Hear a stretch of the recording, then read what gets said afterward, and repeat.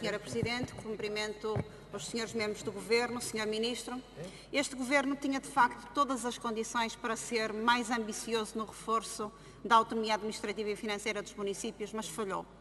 E falhou porque, pura e simplesmente, em matéria de descentralização de competências, continua no ponto zero, continua no grau zero, apesar de estar aprovado que, para dar mais força ao poder local, basta um ato de boa gestão. A sua intervenção é reflexo disso mesmo. O Sr. Ministro volta hoje a esta Casa para anunciar a vontade, e só a vontade, em descentralizar.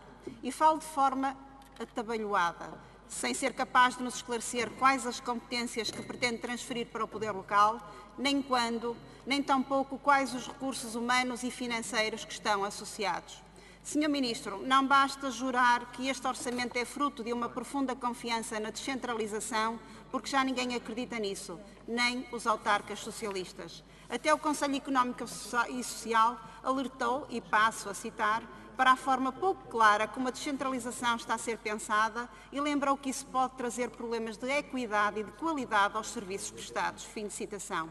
Mas mais, nenhum dos 6 grupos de trabalho criados na Associação Nacional de Municípios para preparar e estudar o assunto consegue sequer produzir conclusões por falta de dados estatísticos. Onde para esta informação, Sr. Ministro? Igualmente grave é ficarmos a saber que em cada reunião com as áreas metropolitanas, o Sr. Ministro levou sempre ideias e enunciados diferentes de soluções ainda nada pensadas.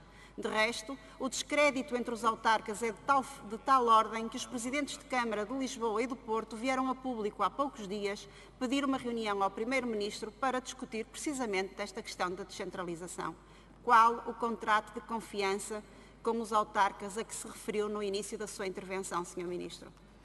É manifestamente incompreensível que aqui chegados este Governo ainda não tenha feito rigorosamente nada nesta matéria. E devo-lhe dizer até que o Sr. Ministro se arrisca a ser qualificado como um Ministro nem-nem. É que nem decide, nem resolve, nem concretiza, nem avança, o que de facto lamentamos. Mas o PSD não gosta de indefinições, nem tampouco do abstrato ou das incertezas. Pelo que lhe pergunto, Sr. Ministro, qual as competências que o seu Governo pretende transferir para o poder local?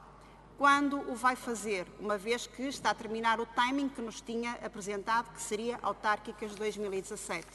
Qual o envelope financeiro?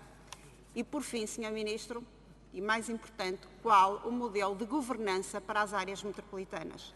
Agradeço que seja claro de uma vez por todas e peço-lhe com esta firmeza, porque a sua prática é esconder a inércia do seu Governo com o passa-culpas ao Governo anterior.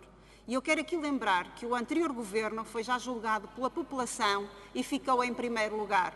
Temos obra feita para mostrar e obra de que muito nos orgulhamos em matéria de descentralização de competências. O anterior Governo concluiu as negociações para a implementação dos projetos piloto de descentralização nas áreas da educação, da saúde, da cultura, contratualizando com 34 municípios numa abrangência de 1.800.000 habitantes. E concretizou igualmente de uma forma universal a descentralização dos serviços de transporte públicos de passageiro. Mas, Sr. Ministro, quero dizer-lhe que, tanto no poder como agora na oposição, o PSD mantém-se empenhado em defender um Estado mais próximo, mais moderno e mais eficiente. E isso, acreditamos nós, só se faz descentralizando. Por isso, por esta razão, a bancada do PSD vai apresentar um conjunto de propostas credíveis e ponderadas de descentralização neste orçamento para 2017. Propostas que, na prática, cumprem 2 regras. Não agravem a despesa e sejam sujeitas a uma monitorização permanente. Dito isto, deixo-lhe uma pergunta sob forma de provocação. Está o Governo disponível a ouvir as propostas de alteração do PSD ou está obrigado a aceitar apenas as propostas da bancada da esquerda? Muito obrigada. Muito obrigada, Sra. Deputada.